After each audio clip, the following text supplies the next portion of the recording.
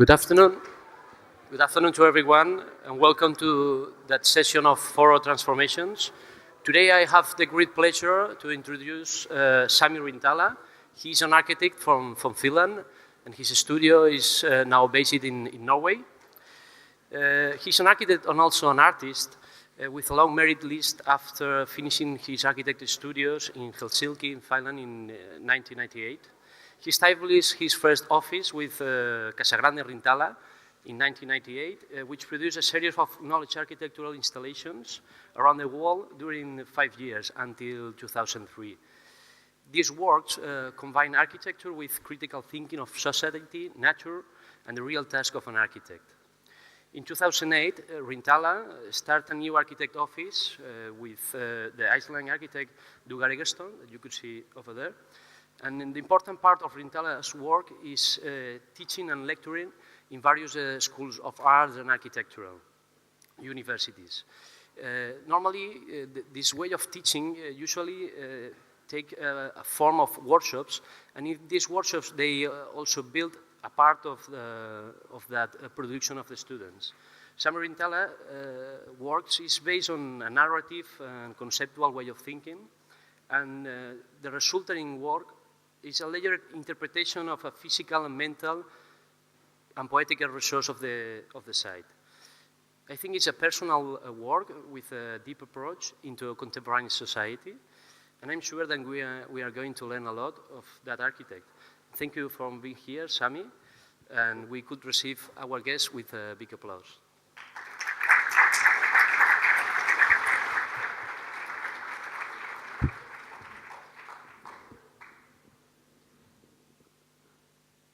Yeah, thanks for clapping already.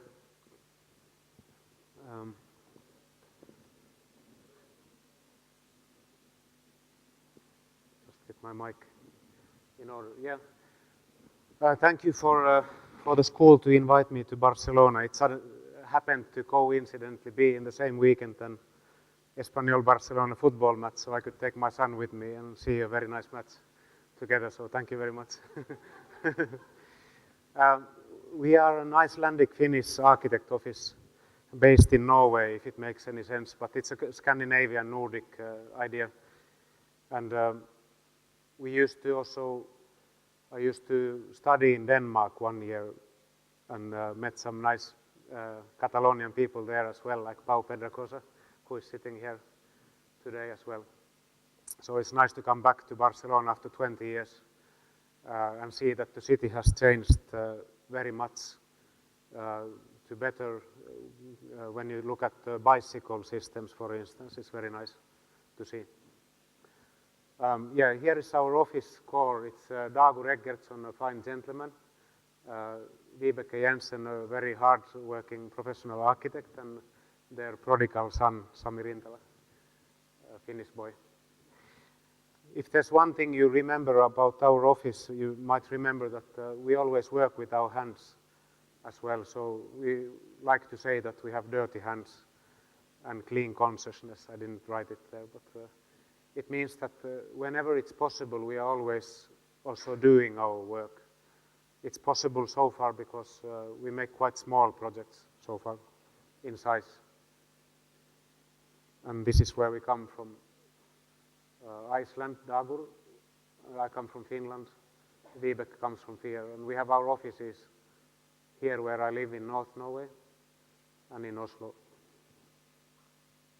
And this is where we live in North Norway. It's very sad in the winter like this, very dark, and people make suicides and all kind of things, very ugly.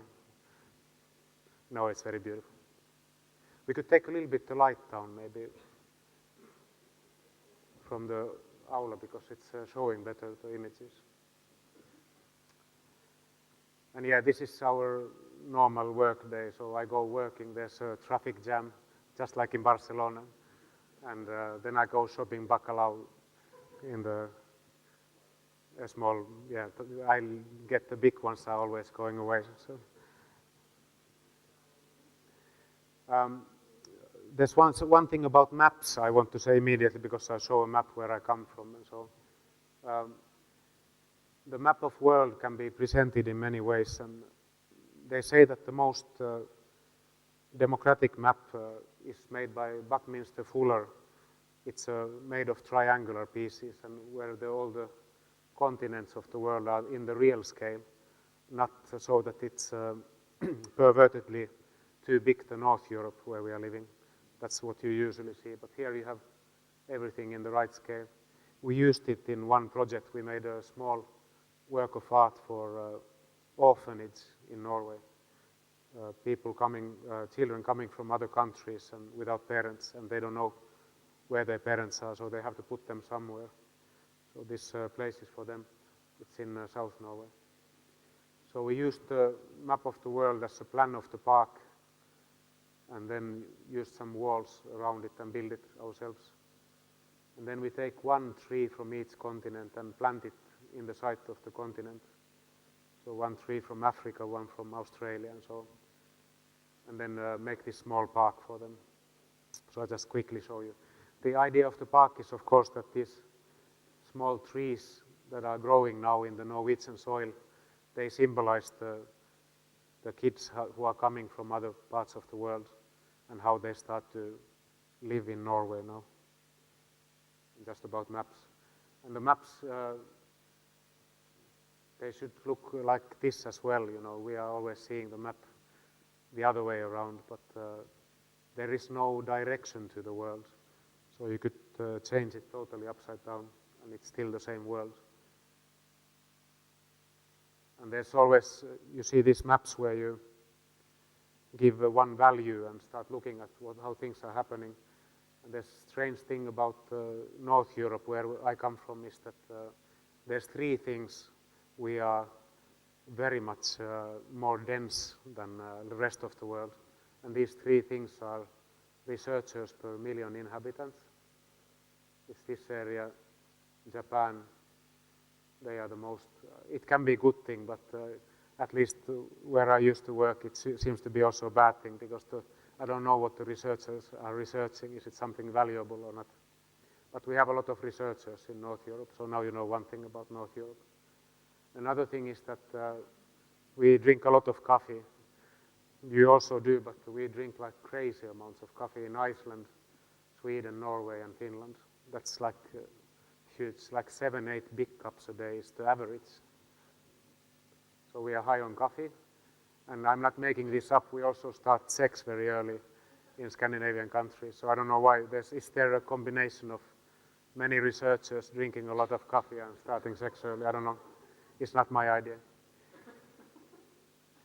But to be serious, one thing is that there's almost nobody living here.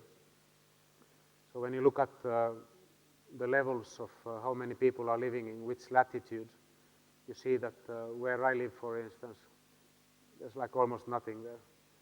So our problems of architecture are totally different from, for instance, yours, and especially the Asian situation. So it seems that people want to live where it's a lot of sun and warm, but it also causes different kind of problems. So our architecture is a totally different starting point than yours, for instance, just to make it understandable. So it also looks different. For us, we have worked a lot on the edges, you could say. And even 2009, there was Alvar Aalto Symposium in Finland, which I was organizing, and I called it Edge, because I was a little bit wanting to take the focus on the edges as well. And we don't see it as a problem, because we don't see, for instance, that there is something very strictly local and global. We think that there's always the layered situations. When you go to a small village in North Norway, there's always the global aspect there as well. Especially today, when you have the movability of people is great and easy, and you have the internet all the time on. So people who are living, it's much more even and flat, our planet at the moment. So when you make architecture as well, you don't make it like traditional local only. It has to comment on some global issues as well, because people are having it in their heads. At the same time, we make a correlation between architecture as a language quite often, and talk about site-specific architecture, that you should have a technical adaptation to external conditions of the site, and you can look at the local tradition of building things, taking the idea why it's been built like that, not the form, but the idea, and then make your variation about that, and even try to make the local dialect of architecture. There's languages and dialects even, because in social anthropology, for instance, they look at the language as a sign of civilization, and they have marked that every 2 weeks dies a person on this planet who is the last representative of a civilization that dies out. So every 2 weeks dies a person who, with him or her, takes one way of building with the local material, following the local tradition for the local climate, and with the local working force. So it's not only a good thing.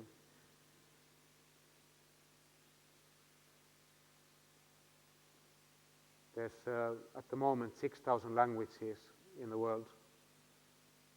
In 100 years there will be only 1,000 left. Already of those 6,000 languages, 5,000 is less than 100,000 speakers. So most of our languages already are really small languages, saying that in Barcelona you would have already like 20 languages if it was evenly in the world.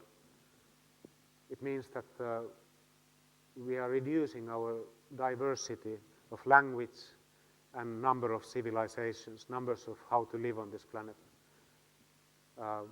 We call it human biodiversity. We are very worried about the biodiversity of the nature, but in fact we are even becoming much quicker monotype, they say in biology. Another thing is that quite often we are looking at the advanced culture of, let's say, Western white culture, and or everything less is, these small cultures are much more primitive automatically, so we have to go there and teach them how to live. What has changed this situation now is the ecological challenge of the 21st century. They even say that your generation should solve these problems that the previous one have created. It's not a very nice situation for you, but it's also a fact. And many primitive cultures, so-called primitive cultures, are containing a lot of information how to live with very little energy and local raw materials in a very sustainable way. So it's turning upside down. They have much more to teach us, first time in the history of human civilizations. So I'm thinking the advanced culture is not so precise and good at the moment. And that's why the edges have very much to teach us, all those small languages and small cultures. And that's why it's important to make site-specific architecture based on the local dialect, in a way, if you want. So it's a bit symbolical things I'm talking, but in the behind is that we should be a bit more critical about our perspective, how we are looking at things around us. Some social anthropologists call our point of view weird, Western, educated, industrial, rich and democratic. They all sound very positive values, but altogether it produces a way of looking at the world which we automatically think certain things are better than others. So, and sometimes they are. Of course, democracy is very good usually, and so on. So it would be very interesting if we could step a few steps back and look architecture as a biological need, shelter made by an animal called human being, a species that has a cultural evolution that is stronger and faster than its biological one.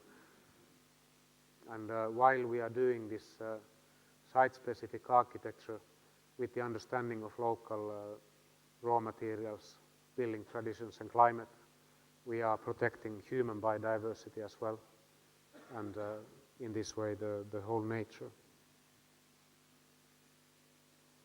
And in the end, every building we make is still a shelter, where we have the biological need to be sheltered, being inside of something. On the other hand, we also have a need to have an overview what is happening outside.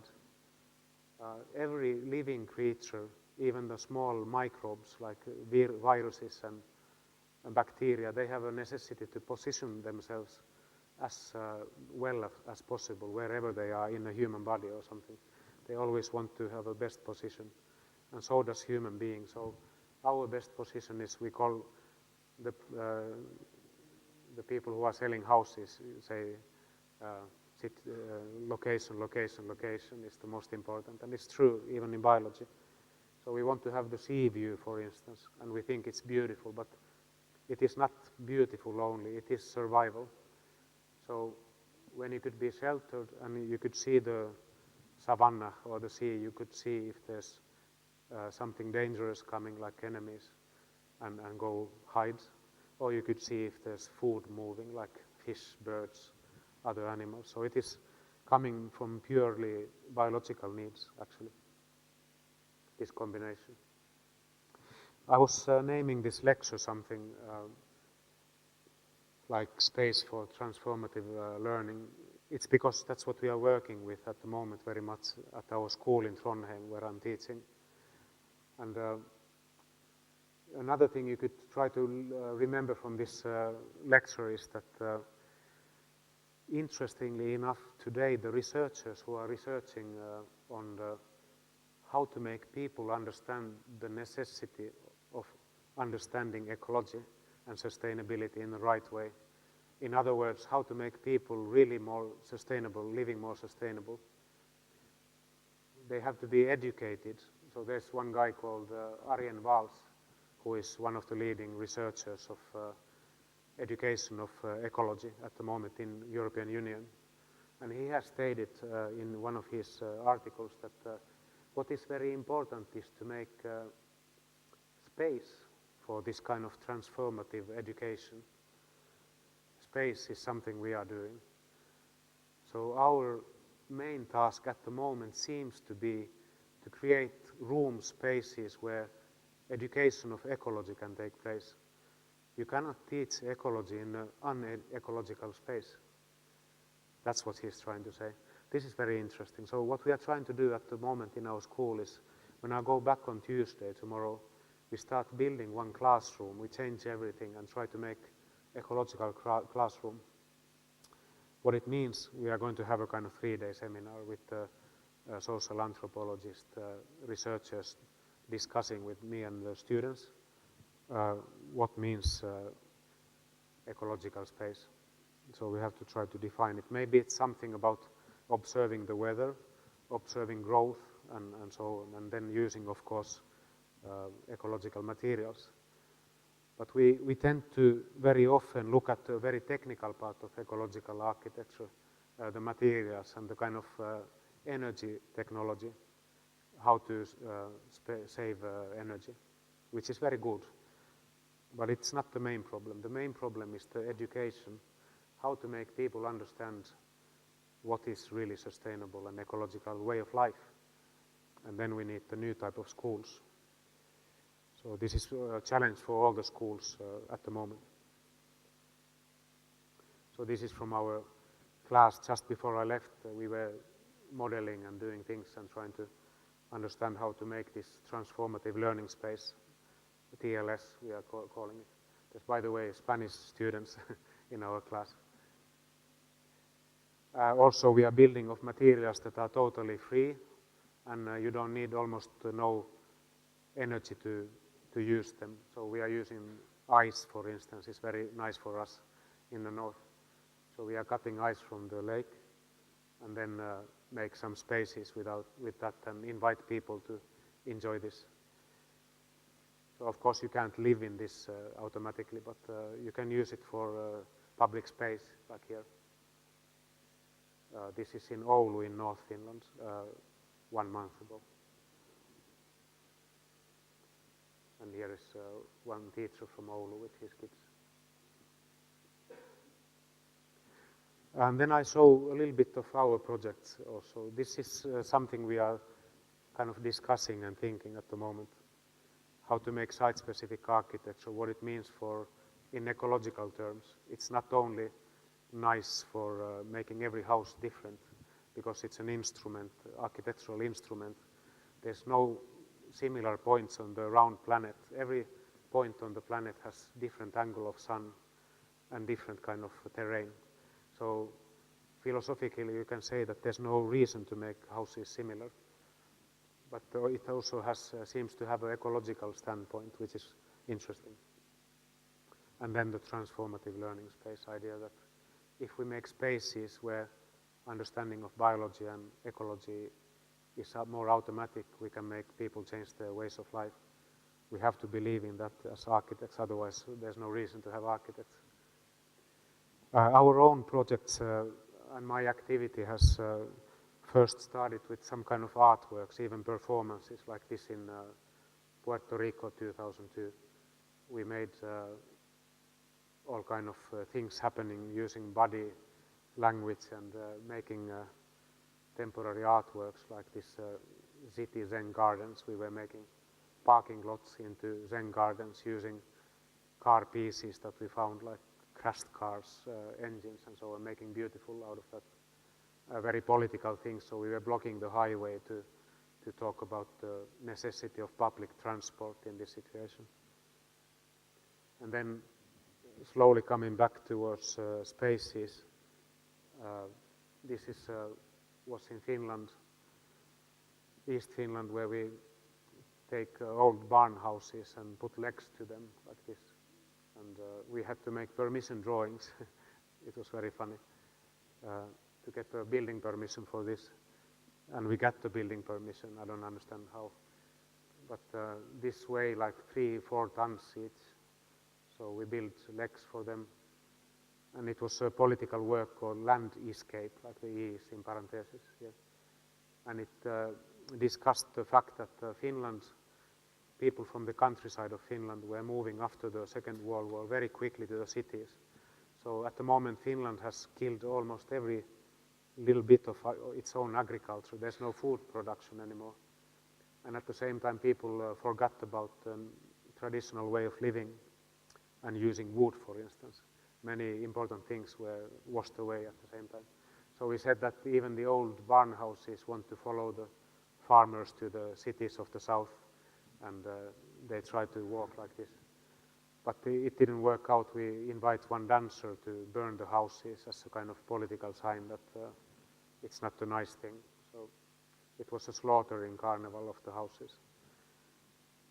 And that was 1999, so we were trying to be, before that, like the normal architect office, but it didn't work out at all. So we thought that let's do something we really like before we make a bankrupt in our office. But in fact, this was not a bankrupt, it was a start. I realized that with architecture you can actually discuss concepts and give meaning to the architecture. This is already with Dagur Eggertsson later project, so I'm jumping a little bit. This is in Oslo when I used to live there. And we were commenting the prices of apartments, because for a very small apartment, 30 square meters, you have to pay a lot, and no single person, a student or a young couple don't have the money anymore. The regulations are telling to use this much technical descriptions to make the house, and when you fulfill all the descriptions, the price becomes so crazy that nobody has money to buy that apartment. So it's a kind of funny problem that ecological prescriptions, regulations put price and effort so high that nobody has money. So we make a small house, 19 square meter, which everybody can buy. And we build it with our friends only. And normally 19 square meter, you have one room and a kitchen, but we make 4 rooms. So you have a bathroom, a kitchen, a dining table, and a living room and a sleeping room. And put a kind of city jacket, aluminium jacket on it to correlate with the urban situation. But inside we use very cheap wood and just paint it black with a black stain. So here is without very much life inside yet. It was a prototype house, so we only have electricity in it. But the price was like 1/4 of the normal same size of apartment in the same area. So, and this is the dining situation. So you have the cooking plates and the water here, and then you dine here. So it's like we took this idea from Korean kitchen, where you have cooking in the middle of the table, and it's very good ideas in Asian ways of living for small spaces. This house is, we are reusing it now. It becomes a tourist cottage in North Norway, so we are remaking it. And this is the bath tub here and the toilet. And this was the kitchen. The project was called the Box Home. Sorry, this. And then a bit similar idea in Rome, next to Maxi Museum, we were invited to make a project. So we made a 3-story townhouse with a sleeping room, living room, and a kitchen and a small garden. And the whole house is working with sun power, solar power, and also collecting all the water to this garden. So all the roofs are pouring the water to this place. And the idea was to make a kind of house prototype for Rome situation, and also to use wood, just to show that wood is also a good material in Mediterranean climate. And this is Maxi Museum. So the original idea was to make this house discussing with the Maxi face of the building, so like looking at it, but nobody wanted to test that with Zaha Hadid, so they asked us kindly to remove the house a little bit further off, so that Zaha Hadid doesn't get angry at us, because this was the opening of the museum, so we were a little bit away here. So we only built this in 10 days with 4 guys, me and my brother and 2 of our friends. This is the lower floor. This is the kitchen and the garden, and this is the top floor with the bed, and this is a night light. And then there was a roof window. All the windows were also solar panels. It's actually a Spanish company who makes these windows that are solar panels. So we were cooperating with the Spanish company. And this is the building team. So this is my brother and some of our friends. And we also make all the electricity systems here. So all the lamps are running with the electricity from the sun. So the point was in that building was to say that in Rome they have so much sun that why not to use it as part of the architecture. Now we jump, next project is very far north, and it's called the world's smallest hotel. The client was a culture festival, and they gave this site next to Barents Sea and said that please make a sculpture there. But I said that why don't we make something useful, that we need a very nice hotel here. So they said we have 10 days time and a very small budget that we can't make a hotel. And I said let's make a very small hotel. So this only has a single room and a double room and a lobby, because you need the lobby to meet people. And we also paint the letter H here so that nobody thinks it's a sea container or something. The nice thing about these rooms is that we don't need any curtains here. In the end of the bed we have a view to the United States, so there's no neighbors here. You can see, if you're lucky, you can see whales and seals and maybe a Russian submarine or something here. So again, the idea was to tell that this small village called Kirkenes is very interestingly situated very far from the capitals, and there's a lot of communication with Russia here. So we were saying that this small, clever border village doesn't need a Holiday Inn hotel, which actually came after here. So we were commenting the hotel that came afterwards, a Holiday Inn hotel. that this is the way to build a hotel here, not this typical bourgeoisie thing with the brass handles and minibar, and then you don't know where you are when you are inside the hotel. But here you are sleeping on the reindeer's skins, and you see the whales or the Russians. And in the end, again, there's the client. We agreed that this prototype has lived enough. The Prime Minister was also sleeping one night here as a stunt, so, but not now, so he's away. So. But we were having this site for 1 year, and it was already 8 years here, so we had to do something.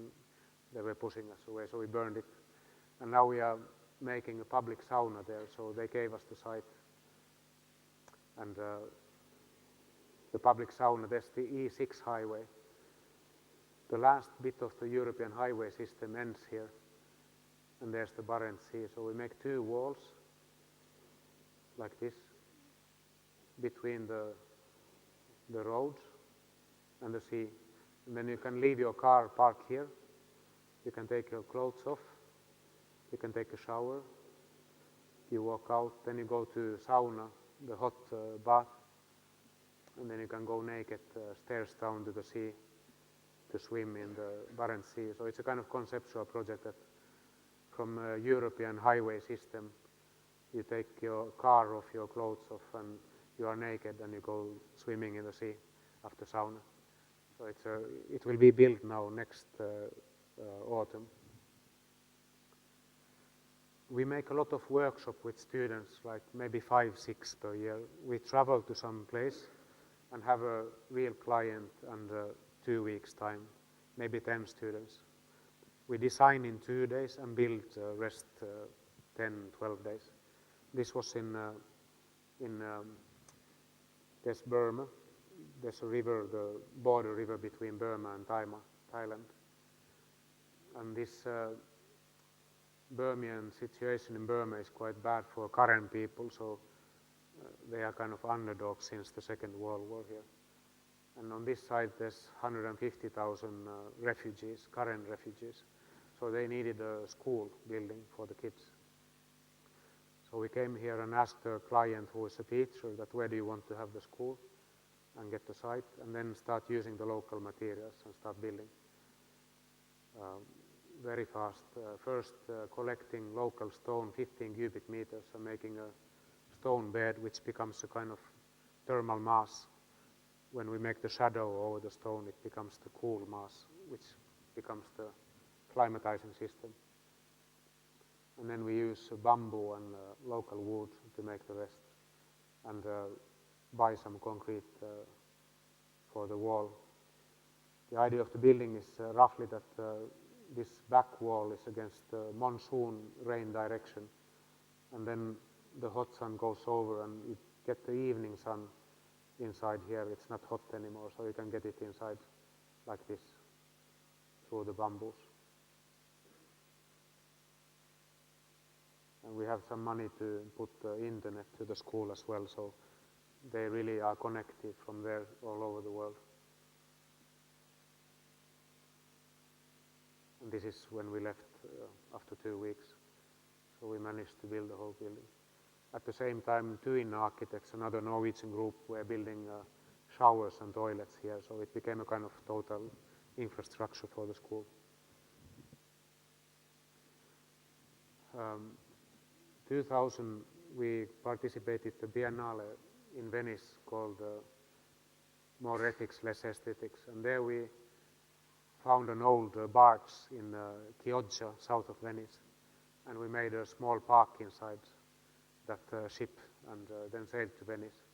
Inside this park we put 22 oaks, and then put a kind of watering system and everything. But the whole idea of the park is that it's a big compost. So we got 60 cubic meters of composted human waste from the Venetian people shit. So when you go to the last room, there's a small sign saying that you are standing on 60 minutes worth of human waste from the city of Venice. And that's why the name is 60-Minute Man. It's a kind of relates to the American independence 6-minute man or something.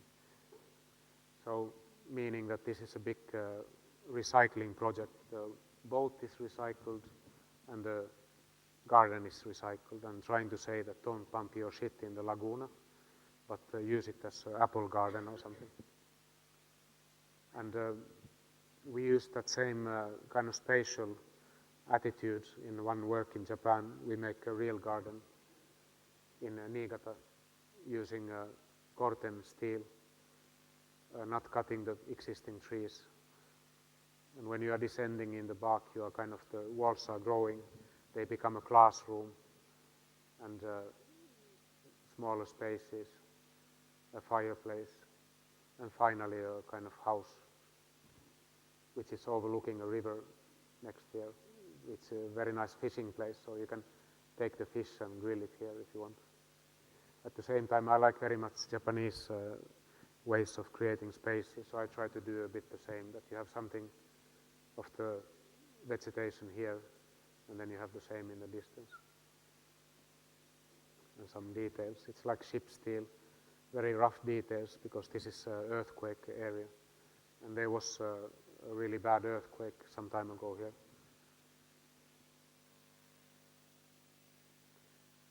In North Sweden, we realized this last year to a place called Tree Hotel, a project called Dragonfly. And this site was very special for us because it was living trees. And the client has this tree hotel concept where he asks different architects to design a cottage in the treetops of pines, very big pines in the forest. So we make some sketches, and finally the client gives us a site which has 6 trees like this. And he says to us that you have to make a conference center from those 6 trees. But in this area, conference means that 10 people come together. It's already a big conference. So we could make a solution where we are balancing between the trees and make 3 bedrooms, which is the idea, and then make a system how to put together this building which is hanging from those 6 trees. This is the final version with the bathroom and 2 bedrooms and 1 small lounge, it became in the end. And then the conference room here in the middle. And this is from the final result where you have the big windows to the scene. Interior is again a little bit darker with some fixed furniture here. And then the trees you can see where we are hanging from. One of these trees can carry approximately 20 tons. This building is 20 tons as well, so it's a very heavy building. But it's kind of 6 times more heavier it could be because of those 6 trees. And the detail, how it's hanging, is designed by, in the Lund University, there's a detail here. And they open it every year 1 click so that the tree can also expand while it's growing. So the biologists say that this system is, allows the tree to live a normal life. So I have to believe in this. And this is interesting thing about ecology and kind of humanistic way of thinking is that usually the one and only question I get from this project is that how can you call this nice or ecological, because it's using the living trees. But the fact that if this project wasn't there, this tree hotel project, this forest would have been cut down 10 years ago already and sawn into small pieces, make to glulam beams, and to achieve the same capacity, technical capacity to carry, you should use 100 liters of glue and a lot of energy to make 2 times bigger pillar to make the same amount of load-bearing capacity. So what we are doing is that we are cutting our trees into small pieces and gluing them together to make precise, nice architecture, which is ecological. Instead, we could even use living trees or at least logs. Logs are the best ecological material you can use for load-bearing. The only problem is that you cannot calculate the building industry cannot give you a precise idea how much each tree can carry. So it's not like according to health and safety rules.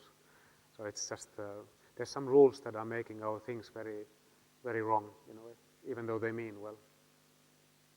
This building now here is just after we put some citric acid on it so that rust will become much more even in time.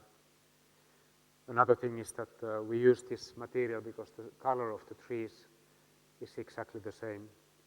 So it's a very nice warm color. We also had to design a lamp in the same idea, so it's a bit smaller version of the house.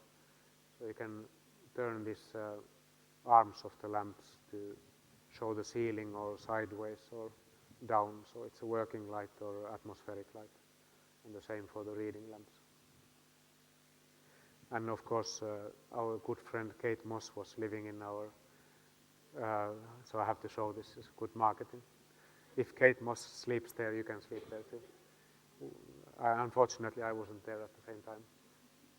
I'm just, it's a funny thing how architecture is being marketed, but that's how it sells. Another project made of Corten steel is a bridge here in southwest Norway. In one side of this area is the village, and the other side is a very nice forest area where they want to make a skiing and jogging route. So they wanted to have a bridge to be able to go across. And then there's a fantastic salmon river here. The climate on this place is really demanding. It's constantly wet, and most of the year is around 0 degrees. So no wooden thing will survive here for very long. So we had to use concrete and steel here. We made some extra here. We made a small pavilion where you can have information about the nature here and a place to stop also. The idea of the bridge is anyhow, there's a small space in the middle. We noticed when we were on the site that there's a huge soundscape of the rapids, like a big noise, a bass noise. But in the middle of the river, there's a smaller sound, which is a kind of sucking, small whispering of the river. So we made this space in the middle where there's the floor is the only open, so you get the acoustic space where the small sound of the river is enhanced and everything else is blocked away. So we wanted to make people experience this small sound as well. And then the pavilion in the other side of the bridge, made of concrete. This is local builder was really precise. I have to mention this is not happening all the time in Nordic countries anymore. We have a problem in the quality of building already. This time we had a builder who was interested in making precise details, and it's very seldom. You will know about the problems of being an architect, but one problem is that nobody's paying you anymore for making the details, and nobody's paying for the builder for making the details either. So nobody's in a way interested about the details. They just want the thing built. And if you want to do the details well, it's your own hobby or problem or something. And if you want to communicate with the builder, it's also in a way a hobby. You can do it in the extra time. This time we had a builder who was interested in these things. This is a winter picture. So the lights in our situation are very important because half of the year is quite dark, especially in the winter time. Some nature pictures. A vertical version of this thing, a little bit in the same area, was a tower we made out of wood in Seljord in the middle Norway. In this area they have a lake where they believe or know that there is a sea monster. It's like Loch Ness. So they wanted to use this story as a reason for making a big tower where you can look at the monster. In fact, it's also a bird watching tower. There's a very nice bird sanctuary here and a stopping place. There's a big road so people can stop and have a lunch here. Before we attack this problem, we organized a big workshop with Politecnico di Milano and one Norwegian school, where we built 3 smaller installations around the lake, 1 sauna, and we tried to anchor these buildings as good as possible in the landscape, so using the living trees, like creating spaces around the living trees. Or this fishing place, people come here to fish trout, and they come here, they have to go down and up again, so we make a small bridge and a small space under the bridge and a fireplace. So it just becomes a very small things, but kind of meaningful infrastructure. And for me, this kind of operations are actually the most interesting ones, because you have to work a lot to make the woods to pass exactly the stone and so on, but it becomes so satisfying in the end. And then a fireplace here, and a boat harbor here, and a bench. And finally, after this workshop, we found these 2 fantastic pines and anchored the building around it, so the information kiosk and the bridge. The building of the bridge, the tower, I mean, the building was very difficult because it was raining more than in 100 years in this area, so that we had a huge floods. So we had to come with a boat to build this at some point, like a Venice or something. But in the end, the idea was here that we can go under these big trees, and this is the bird sanctuary. And everything is made of wood, even the ramp you are coming from the nearest parking place with the benches and lights again. And the interior is, we are letting the natural light come in the daytime, and this is the top floor with the view of the lake. I don't know what this is, maybe it's the monster. Yeah. And then again, the lights in the dark time are very important here. And finally, at the moment I'm living here, you know. I'm finally starting to get work where I live, and I don't need to travel so much. So this is how it looks in North Norway. So you wouldn't imagine that we have the sand beaches there. So it's very nice, but the sea never gets warmer than 13 degrees, so you can't swim in it. Or you can, but you need this sauna, you know, the hot bath, to be able to go there. And we are building a sauna now here, but there will be a big cultural happening here next summer, and they need a service building. On purpose, I make it a bit shady, because this is under work. It's a sketch. But the idea is that we will make a building here, which is a kind of triangular in shape, and consists of small spaces like this. There's a recycling room for garbage, toilets and showers, and maybe a small kiosk in the summer. This place is very windy. There can be like 35 meters per second from the sea, and around from the mountains on the other side.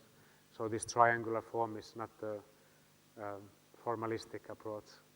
It is made to survive in this climate. And also the sand on the beach you saw from the first picture. This sand is moving with the wind, so it's like Sahara. So the sand will also pile against the walls from the bottom here. And then this, I don't have an interior image now, but there will be these small spaces here where you can be when it's windy as well. So they are like covered spaces, talking about the need to be covered, and then you have nice views to the sea and to the mountains from here.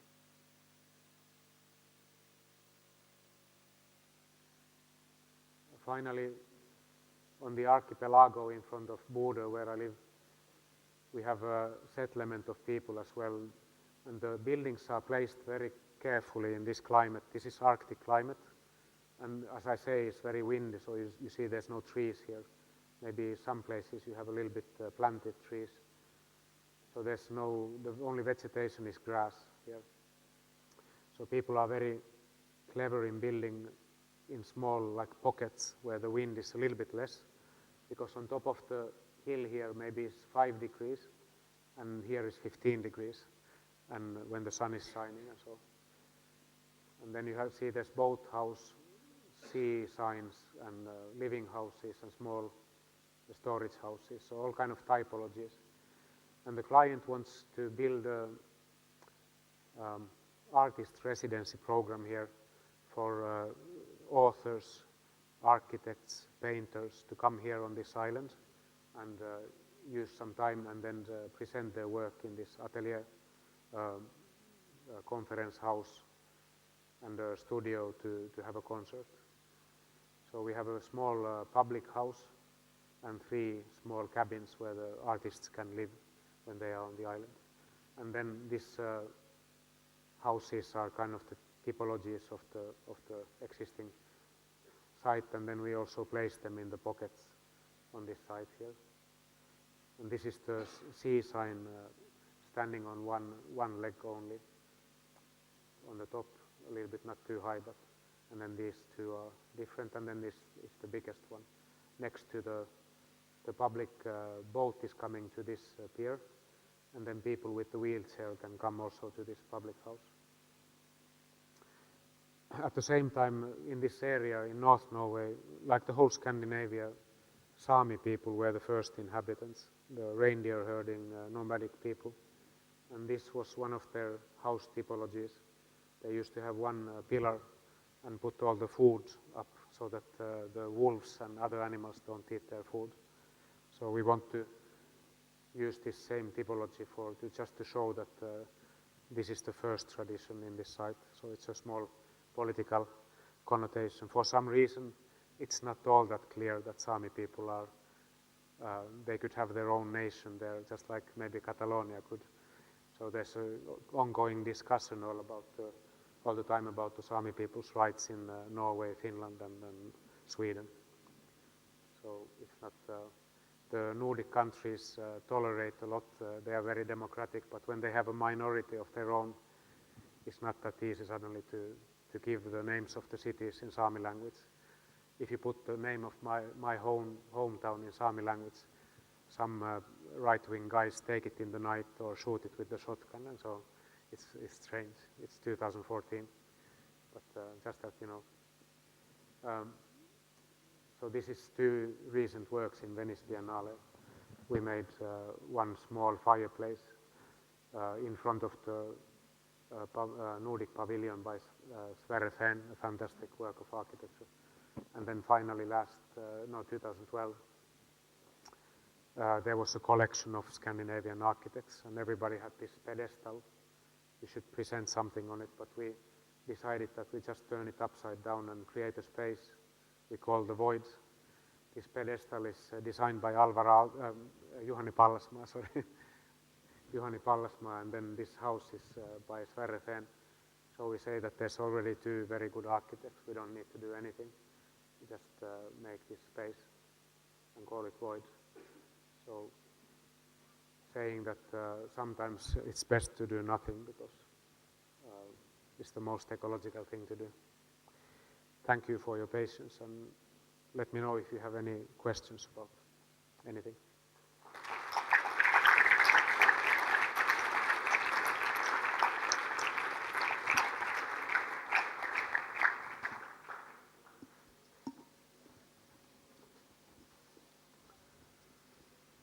Yeah, I learned that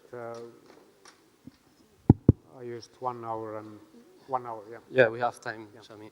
Thank you very much for your lecture. Today we have some architects here from the city, like Arturo Frediani, Ana Bach, Josep Ferrando, Pere Abuil, y Héctor de MXSI. I think you could make a question for our guest. No, one thing you showed in the beginning, this diagram about population density all over the world was an impressive graphic way of explaining this condition. And that was related with something that I was thinking about your work, of what I have seen before coming today. And I was thinking a lot about individuality. I don't know in English. And loneliness. And in your works, there's not much social approach. It's more contemplative, somehow related with nature. I don't know if I connected these two things about the lower density, all the pictures of the roads, and it was impressing. Yeah. And I think for us, it's really opposite situation. No, we in the recent years, I think we are dealing more and more with society, with community, and how you deal when you work outside, for example. Yeah, that's why I wanted to show the maps as well, because I made the lecture last evening because of the walking in the Barcelona, and thought that I just have to make people understand that we don't have that density anywhere. Even when they try to make it in the cities, they fail because it's not dense enough. It's a kind of problem of even understanding what's the good about density, because people want to have their garden and so on, and they could have it as well. So, but then you add traffic, so there's too much pendling traffic in Oslo, for instance, is crazy. It's a small city with everybody living in their gardens outside and coming for their offices in the morning instead of living in the city. Now it's getting a little bit better. So the box home was a comment about that, how to infill project with the economic solution and so on. So there's not much of that situations to comment on those things, but I think it's very important that you do that. But our social problems are so different maybe than yours. They are more like, especially in Norway, I think people are, they look at plenty of things instead of quantity. They can buy things and throw it away if it's not good. And that happens with the houses as well. They have big houses that are terrible design space-wise. They could have it half size and still it would work as well. But that's not selling idea. So that's why we made it very small and kind of nice to say that look at the quality of space, the quality of material. If you make it half size, you can use better materials. You can pay more for the materials, but they do the opposite. They buy the gypsum plates for a 300 square meter cottage, have 20 toilets, but everything is crap in a way. It's just fat. So yeah, it's different kind of problems. You should cut that away, the excess. And it has happened many times already now, since 80s, I think. That problem is there. More questions? Your son maybe have a question. I just wanted to comment the previous question in this way, because I think that there is a strange situation with the density issue, because in Barcelona and in the Spanish cities, what has happened traditionally is that people have lived pretty loosely in general. On the top of each other's, maybe 10 floors on the top of each other's, but the flats have been pretty big.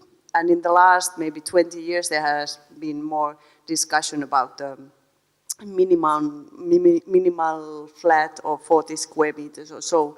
But when I remember my study years in Finland, a lot of people lived in 18 square meters or so. So I think that generally the living standard, everything is more expensive in the north.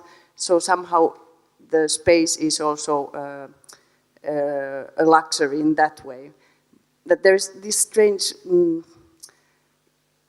thing that doesn't kind of correlate, that somehow where there is less density in the end, people end up anyways living in less space in the cities in the north. The only thing is that the cities are small and people live outside of them. But this kind of urban way of living there, maybe it's even more efficient than it could be here in Barcelona. Yeah, and different countries have different problems. In a way, Finland again is another thing than Norway, because at least 10 years ago, Finland has least square meters per person to live in West Europe, interestingly. So there, it's not a problem there. They already live quite packed. And Dutch people have the biggest square meter amount per capita, and they have the densest whole situation in the country. So yeah, exactly. So it's kind of correlating. When you have a little space, you kind of invade it with your building.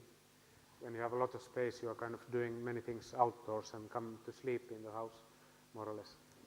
Maybe not exactly, but something like that happens. In Norway, it's a bit different. It's a bit more like double the amount of space than in Finland they are using. I think Boris, Vincent have another question, and then Arturo. I would like to ask you about, in the beginning you mentioned to this problem of technology in these kind of buildings, especially in these Scandinavian countries where it's a lot of technology has to be built to fulfill the normatives and all the standards of sustainable building. But then you said that it's not the most important problem, no? That the most important is to make spaces architecturally sustainable. Does this mean maybe that they shouldn't be, in this sense, that they should be more compact or better used, or in this sense, or can you say a little bit more about this theme? This was a good question, yeah. I try to may say a little bit too many things now, but especially this thing is that now when you try to make a sustainable house in anywhere in West Europe, the first thing to do is to look at the energy efficiency and to take the best windows, doors, isolation, maybe ventilation systems and so on. Maybe they come from Germany usually. And you make kind of catalog that let's make this energy system, this ventilation system and so on. So you kind of immediately go to the technical approach, and maybe you think about the placing of the building, how to make a microclimate, if it's possible to choose. Normally maybe even not, because the site is what it is and you can just turn the building a little bit and so on. So kind of if you look at the whole energy amount, what comes to the transport of the materials and how to recycle the building afterwards, and also how much people like it, how much they will use it, how many years, all these things, the balance is totally different. It's not about the technical solutions at all. So in a way, the most sustainable buildings are the ones that have the best architecture, so that people really love the building and want to take care of it and even change the function. And secondly, the scale is really important, that the less material you use to the building, the less transport you make, the less work you make, the less raw material to use, the less recycling it is, the less energy to use to heat it or to cool it. Everything, it's win, win, win, win, win every way. So just to make it smaller is already better. And nobody talk about this, but they talk about this technology issue that let's use the newest German foam glass, which is a nice solution, because it is in the interest of everybody to use these products so that the money goes around. But in fact, if nature would decide, they would just make a pretty simple thing there. And I met one guy who has been working 40 years with ecology in North Europe, architect, and he said, when I asked him in the end of the long evening after a couple of beers, I said that what is the best way of making a house? And he said that you are pretty much doing it. It's a balloon frame wooden house. Just use that and you are pretty close to the optimal solution. Everything else is kind of too complicated thinking still. Even though we have to do research, we have to try those things, but sometimes they are leading us to wrong, complicated way of thinking. I don't know if I answered totally, but Yes, I don't know how to. I don't know really how to start my question. Maybe some ideas that popped out while I was listening to you, to your very inspiring talk. First, these sentences about the world, this least energy, or this very healthy and efficient way that the traditional cultures, old cultures, like these fishermen you were showing, they perform. Was recalling this last book from Jared Diamond. I don't know if you're familiar with this author. The World Until Yesterday.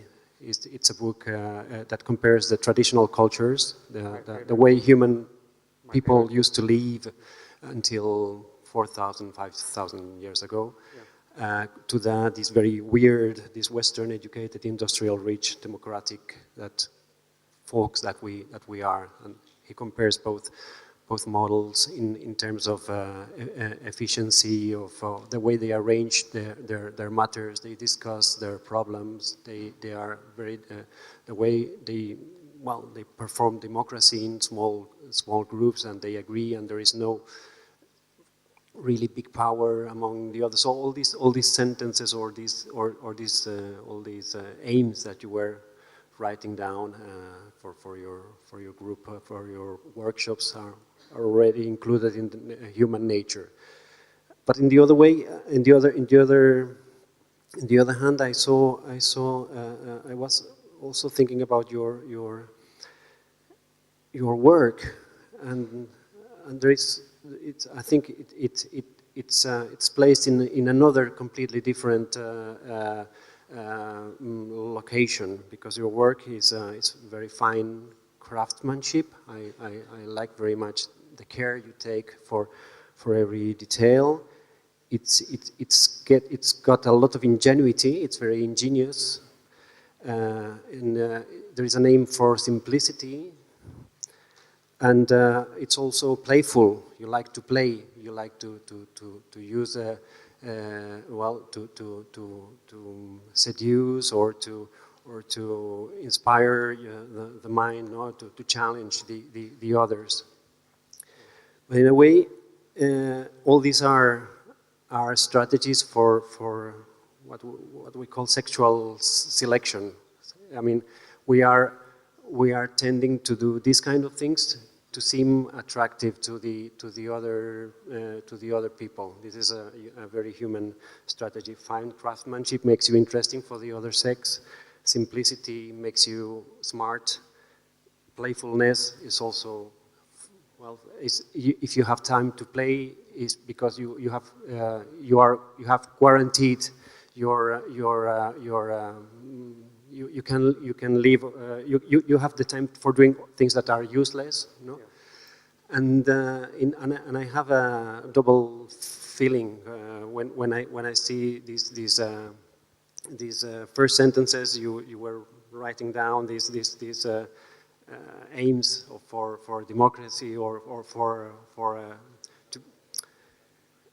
equilibrium with nature, and in the other side, buildings or objects that cost a lot of money and lots of effort and seem very artistic efforts. So I don't know. Maybe the way I've developed this question is very weird now and very occidental, but in a way, I think there is some kind of something doesn't match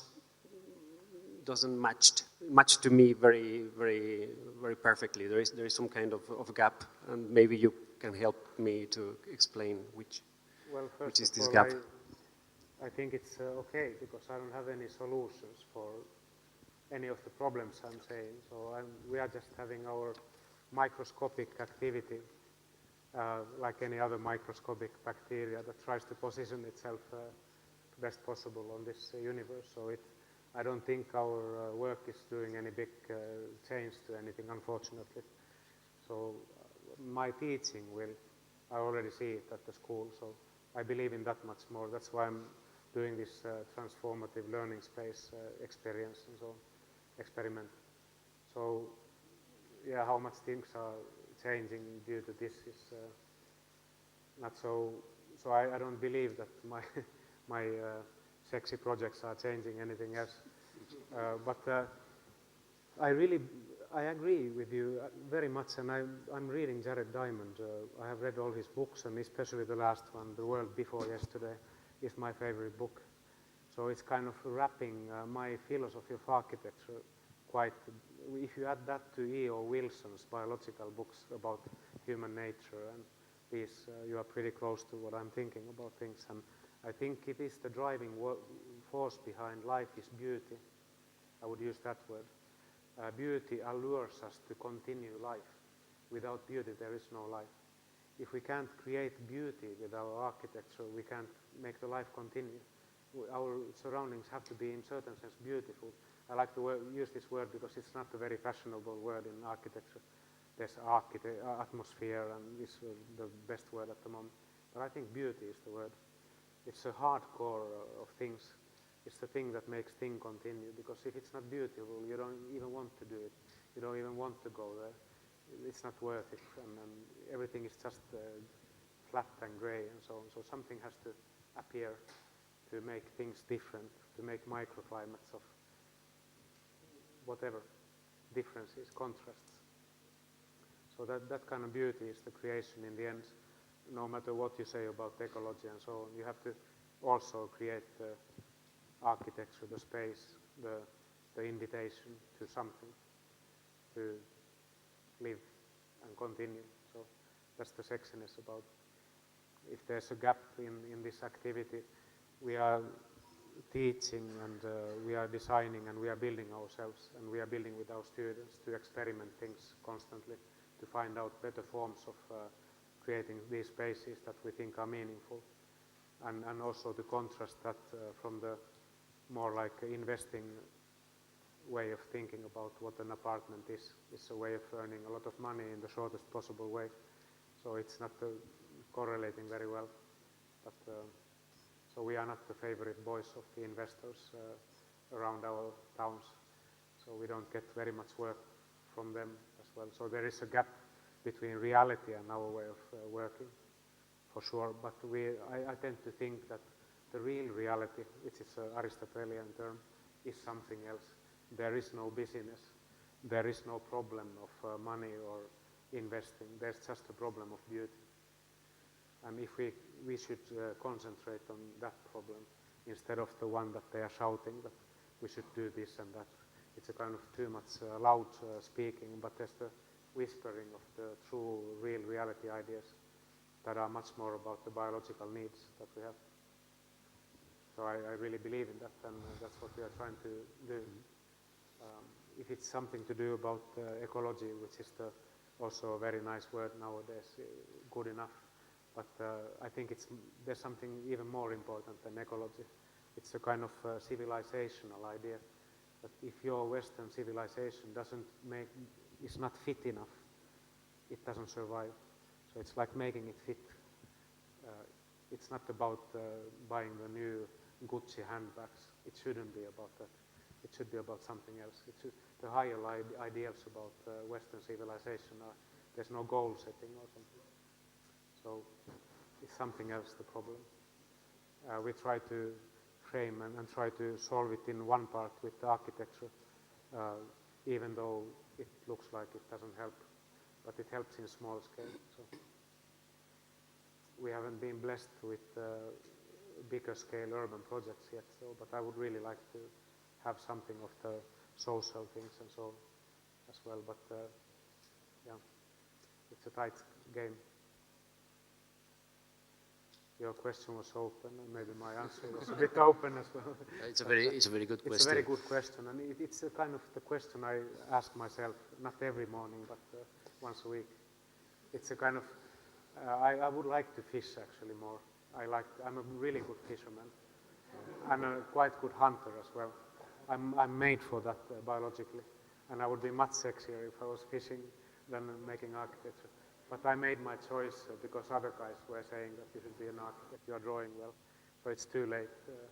Now I have to make my fishing in architecture. Sami, today you have a lot of work because I think have 1, 2, and 3 questions more. So we are going a little bit faster, no? Yeah. With the question. We'll try to be fast. Yeah. So thank you very much. I was enjoying a lot the presentation because I was trying to imagine myself in all these projects. So I was enjoying that very much, not only because Kate Moss is about all the spaces, but one thing that I felt when I was trying to be there in all your explanations is that that all these places weren't to observe the nature, all these places were to observe the time. That's what I enjoyed that, and then I began to enjoy it a lot. No? So I could imagine the first project that you were showing about from the Buckminster Fuller map, with all the trees from different places. For me, what was more important is to understand how the trees are growing up with different velocities, with different speed. No? Trying to understand how the space is changing because you are incorporating something in the project, in the space, that is constantly changing the space. No?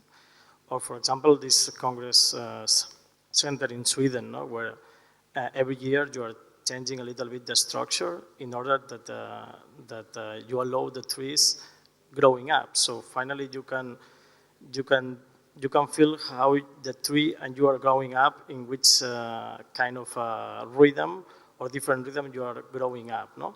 So I think that all the projects are trying to deal with the concept of time related to the nature, with what I enjoyed a lot. And I would like to know if you talk about this concept with the students, because I think that this is a concept that we don't talk enough with the students. It's about the time, the pass of time. Yeah, it's. I think I haven't thought about it so much, but I think I have a little bit fatalistic about the idea about architecture, that it is a kind of geological thing. When you look at the larger amount of time, it's a very small thing anyway, because you are taking something from the ground and you are articulating it to become more rich in some quality, like a metal or a brick or something, and then you make a space out of it. But in the end, it is just a ground, and it will also come down there. So it's a kind of very temporary situation, installation that only gives an idea of our civilization. So I think that's our idea in the end, that it's quite, it's not so important activity other than temporarily. And when it's there, it measures that short time. And the trees, for instance, are much more longer living than the architecture usually, because they can live 300 years.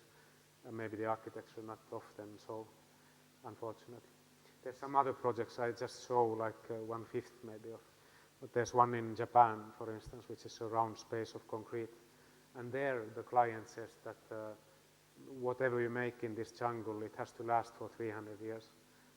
And I really like that task. So the task was to make something that lasts 300 years. And then you start thinking that it has to be stone, probably. So we made a concrete space we call Forest Observatory, so that the classrooms can come and have an outdoor class and listen to the speaking very well in that space. When you go out, you have you are hearing the nature much better. It's very dense forest, so you don't see much, but you hear a lot. So it was a kind of hearing, listening equipment made of concrete. So yeah, time is an issue, but it's a very short time we are kind of dealing with anyway. So in the beginning we were making installations with our bodies and something very temporary. Now we are making a little bit bigger and a little bit more lasting, but maybe that's the kind of peak, and there's nothing more than that anyway. So I think you could think about that quite a lot when you're designing, that this building will also have its old days. It will not look as sharp and clever always. So how the materials become older with dignity, and so maybe because I'm over 40 myself, so you start thinking about that part as well. So the buildings die in a way as well, so they are organisms in that sense. Some other cultures think that different places have different kind of time some places are very slowly, the time slows down, and they use these places for certain rituals because they, like Aboriginals, that they come to this place because the time is very slow there. So it would be very nice to think that you can create places where the time slows down a little bit, or becomes quicker if it needed. So it's interesting. Maybe Albert Einstein would say much about this. Okay, next question is from Hector.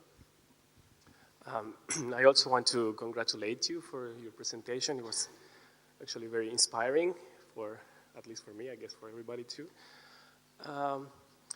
I actually like a lot the way your teaching experience is related also with your architecture work. And I wanted to ask before them, but they already asked you about the relation of your work with the scale, maybe, but like the word scale. How would that be if you had a commission of, I don't know, 20,000 square meter building or piling of housing project, you know, for I don't know, 200 families, for example. How could you approach it? And my question is, if you have tested these large-scale projects with your students, with the same ecological sustainability idea behind, and how could that be? How could you guide everybody into that direction? At least one thing would be to make good architecture as good as possible with quality materials and quality spaces with the right scale, so that people would like that building and would use it for a long time. So it wouldn't be pulled down in 20 years like some buildings are, because they are not fulfilling the kind of feeling that you are protected there. You have nice views, you have spaces that are meaningful. So that would be something. We have drawn projects that are bigger scale, but they never were realized, even though they were like on the edge of being realized. So I could have shown one which I draw to my hometown, which is a big maritime museum. So what I did was they asked for a big building. I put it in smaller sections and made it of wood, smaller scale, sawn timber, and then just unite those things. So it became more like a traditional scale, but the forms were much more modern, and it was fulfilling the functions very well. So I was really happy that finally I have a big building I can show. But I'm telling these happy stories here, not the bad ones. So relating to that thing, that the way we are working is a really bad business idea. So I could make you a favor, all the students here, if you want to make a living, don't do it like I do. Because I don't get any big commissions, because the guys know that I'm splitting up those things into difficult small timber buildings, because they are friends of concrete building industry and they don't like this. So I was quite quickly thrown out by the local Freemasonry lounge guys, decided that now it's time to move out this ecological architect. So I don't have those connections. So to a certain point they use us to get the building permission, and then they take the local big companies to run the business. So there's a problem there. So I don't know the answer for this gap. So we are not fit into that system. We are fit to something else. So, but yeah, I think the architects here know what I'm talking about. Okay, we have another question from Pau Pedragosa. He was an ex-Foros talker. Thank you. So it will be very short. It's not really a question, it's just a comment. I remember when we first met, when we were young, and I remember your drawings and your models on your table. And now that you have presented your work, I've seen that you haven't changed. And I'm very glad to see that and to recognize that. And this reminds me a poet, a romantic German poet called Hölderlin, who said, "The one who dwells close to the origin doesn't need to go far away." And I think you live very close to that place. Thank you. Thank you, Paul. Thank you very much with that great intervention. Thank you very much, Sami, for the lecture. Thank you also for the child that is here. And we can continue the discussion with a beer outside. And we could see the next Monday, 7 April, with Solano Benitez. So goodbye. Thank you.